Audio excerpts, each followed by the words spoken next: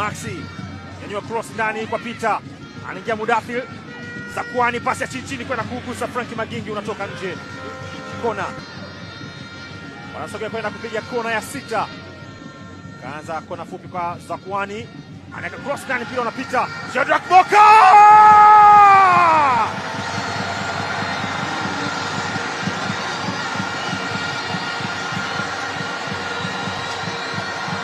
Bao la kwanza la Wananchi,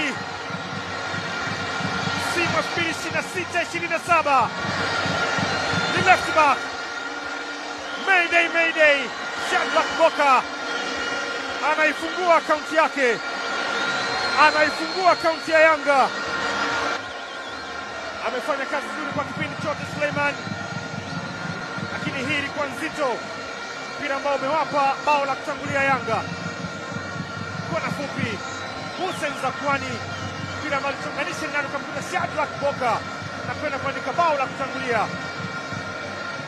Mpira ambao ulipita ulidunda pasina kuguswa na mchezaji yoyote. Anacheza mpira kwa Duka Buya, wanaondoka sasa Wananchi. Kangwanda, Zakuani ingia kupambania mpira. Jacob Masalo kwenda kupiga shuti, mpira anacheza linda mlango, bao la pili. Maxim pia Nzengeli, shuti kali ambayo inakwenda kumpa bao la pili kwenye wakati ambao Suleiman Abdraman ilikuwa ngumu sana kwa upande wake. Wananchi wanachinja. Duka Buya alimchangia Albert, Zakuani akaitoa tena pasi ya nje kwenye nafasi ambayo aliingia kwa nguvu sana Jacob Masawe.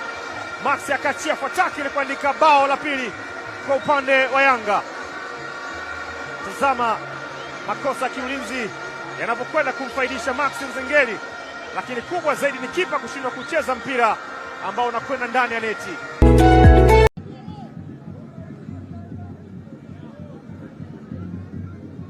Frank Magingi anafanya makosa. Shalu lile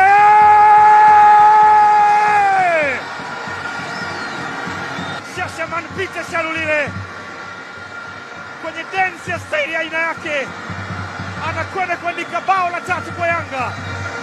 Frank Magingi anafanya makosa. Karibu sana kwenye ligi kuu ya NBC Peter. Kwa Wananchi, pasi ya kurejesha ya Hashim, yule ni Hamisi Nyenye, Frank Magingi, Ali Zuba, Peter Shalu lile anaipitia, anakwenda kuandika chuma cha 3. Aliwakosa mara 2, lakini hii ya 3 inakwenda kujaa ndani ya neti.